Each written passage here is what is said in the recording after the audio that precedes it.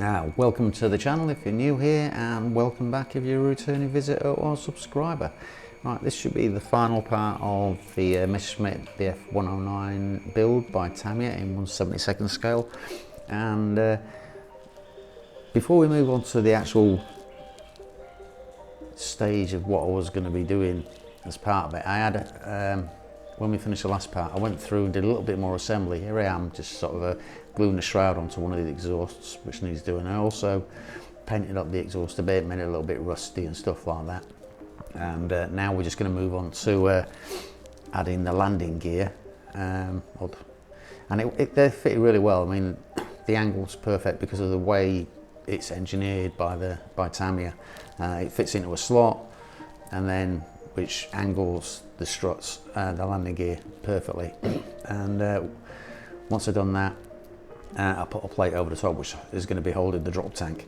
And there's a few other things I did. I did a little bit more work on the paint work and stuff like that. You know, I did colours for the navigation lights. So basically I just enhanced what I did before. Next thing goes the tail wheel, and that fitted perfectly. Again, Tamiya engineering, it just drops straight in. Drop a Tamiya extra thin and it's job done. My head getting in the way again. I'm still getting used to camera angles. What we're going to do now is we're going to start putting into the exhaust. Again, they just slotted straight in and got a perfect angle. They just popped in. I just pressed them down with a little with a pair of tweezers just to secure them in place. And that was basically it. I mean, this is just in preparation for the next stage, because we're going to be doing decals and weathering as well after this. And again, with the shroud, it just pops in, sits straight, look great. Yeah, I was really pleased with how things turned out at this point.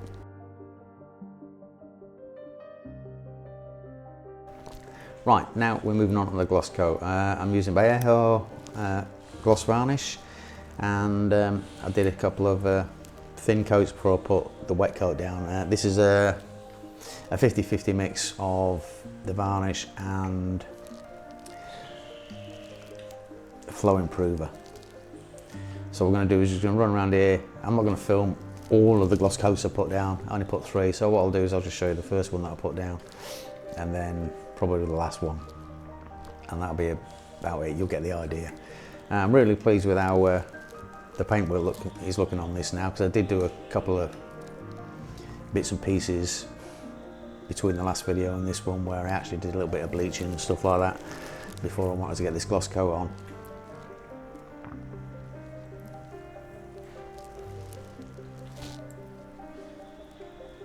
Right, I jumped ahead, and this is probably going to go to the wet coat now. What I did was I actually thinned it a bit more. This is like 25% varnish with 75% flow improver now for the wet coat, so it'll lay a lot nicer.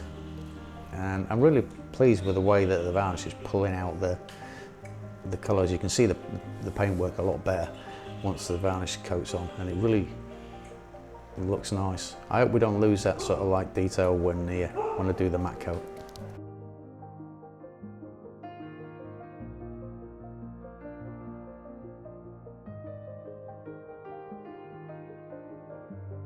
Right, now we move on to decals, and the first one I decided to do with the BF109 is the eyes, because they're such a pain to do because of what they've got to sit on. Basically it's curved, and but it's curved everywhere.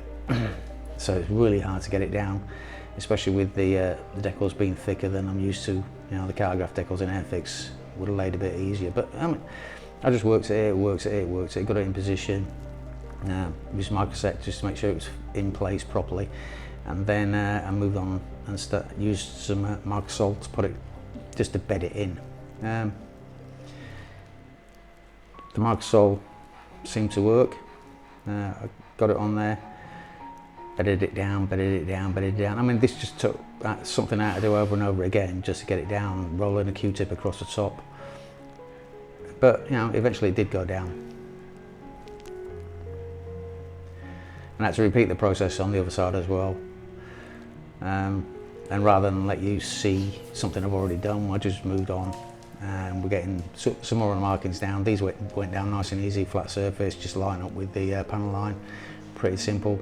Microset just to put it in place, Microsol just to bed it down a bit, and then we move on to the side, fuselage markings, same thing, Now, I put a lot of the smaller ones on as well previously. You really don't want to see me putting every decal from the decal sheet onto here, so I'm just basically just running through the process. And the one thing I love about decaling is the fact that it just completely transforms the model. You know, you can see it coming to life. So just putting a squadron marking on there.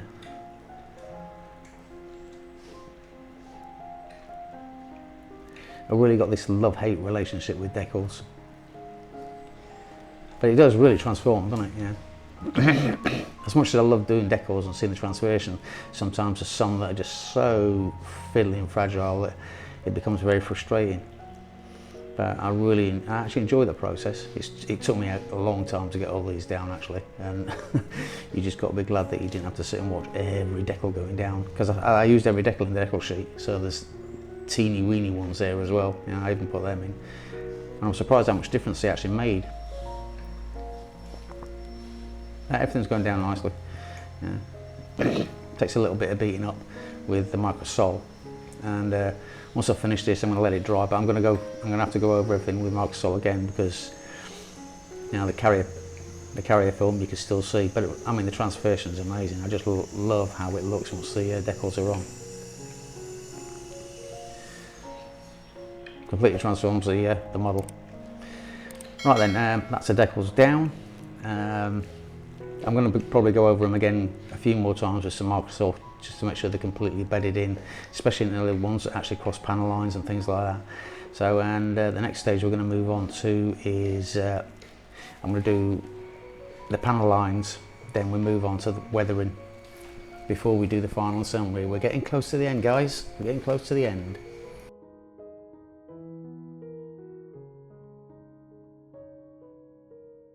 Okay, what I'm going to do now is we're moving on to weathering. So the first stage of weathering for me is sort of like accentuate the panel lines, and I'm using an oil wash. I haven't really done this before, so it's still fairly new to me. I've mixed some burnt umber with a bit of black because I thought that would complement the upper surface of the 109, and it's almost a pin wash but not. I'm trying to get obviously the oil into the panel lines at first. So this is the first stage. I'm just trying to accentuate all the panel lines.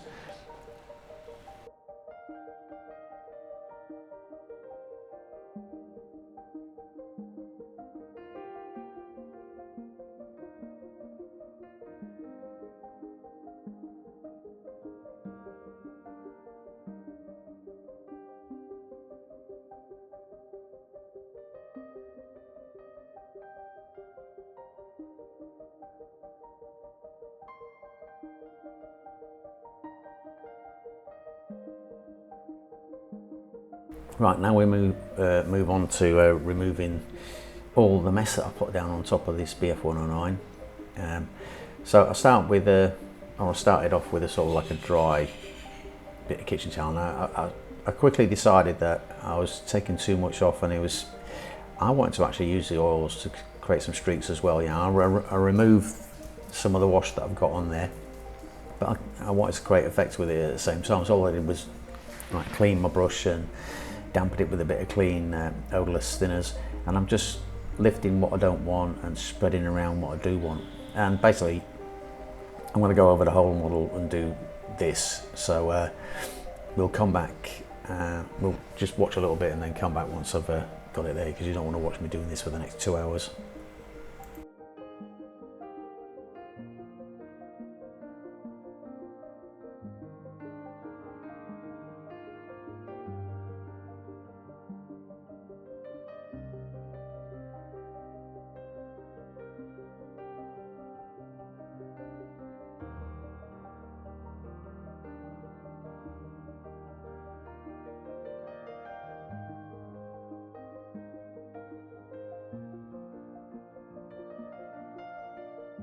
Right, we move on to mainly stone chipping. What I did was, you can see I had a quick go at the drop tank. There's some mud on the bottom of the aircraft there, and I started off with some chipping along the wind roots with a sponge, and then I moved on to start using the brush to sort of like add chip into various areas around the aircraft, as you'll see.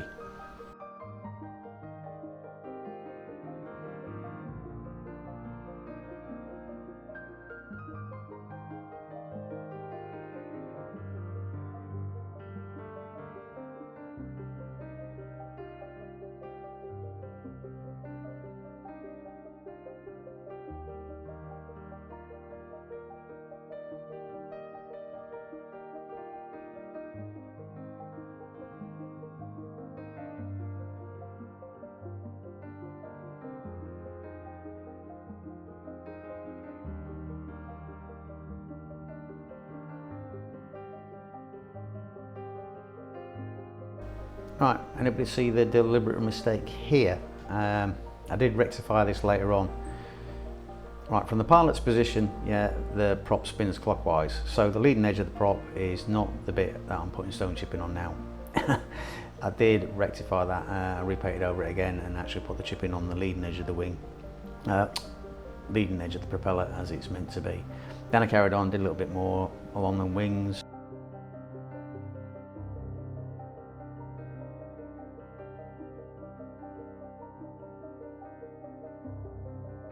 Right, now we're going to go on to this. Basically, to me, this is the final part of the weathering. I'm happy with everything as it's gone so far. And all I'm going to do now is stick the exhaust smoke in there. All I've done here is, I haven't gone straight black. What I've done is gone for like burnt umber and black. So I've just really dark brown. And I just sprayed it on with an airbrush. I mean, this is my sort of like cheaper airbrush. It's got a 0.38 needle and it's 15 psi.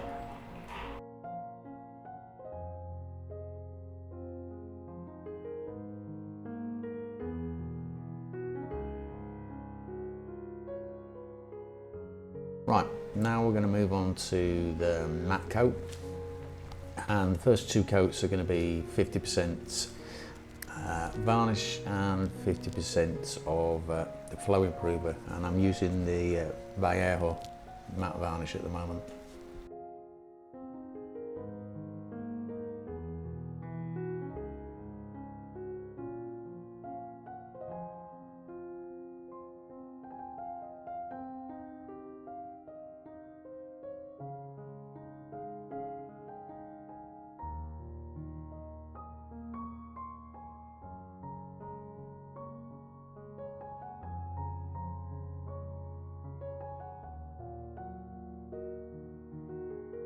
Right, this is the final coat, and this time we've gone down to a mix of 25% matte varnish and 75% flow improver.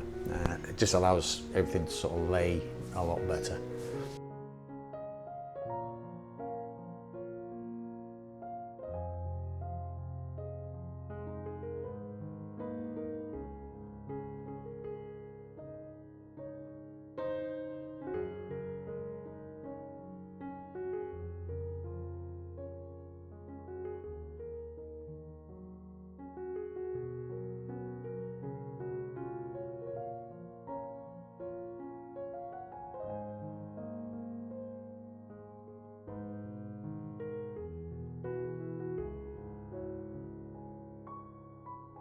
Right, now we move on to one of the nicest stages is like demasking.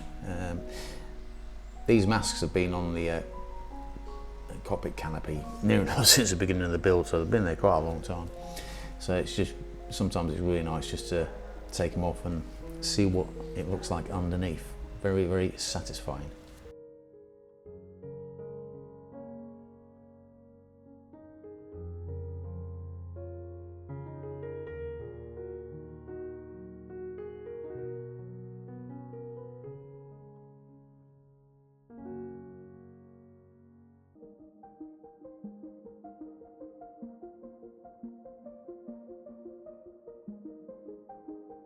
Right, now the last little bit to go on is the final part of the canopy, because we're going to have an open canopy, and that's the model finished then. Right, so this was the Tamiya Messerschmitt BF109 G6 in 1/72 scale, and I really enjoyed it. I learned a lot, and hopefully I'll be able to use that on models in the future. So don't forget to leave any comments or suggestions below. Don't forget to like the video. Please subscribe and click the little belly thing at the end, and I'll see you guys later.